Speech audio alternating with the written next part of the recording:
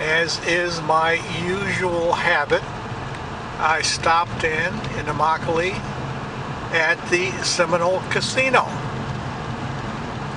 As my usual thing, I was going to get something to eat at the First Street Deli, then relax with a drink at the Nickel Video Poker, which they had even more nickel video poker machines there today. But the First Street Deli was closed for renovation.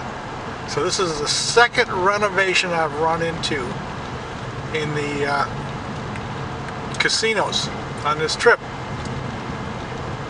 Because that was closed and I walked around looking at the other restaurants, I wasn't interested. I left.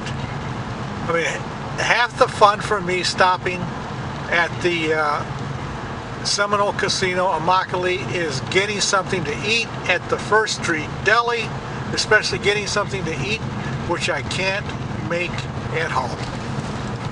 I was going to get like stuffed peppers or something like that. But without the restaurant being open, I had no interest in gambling.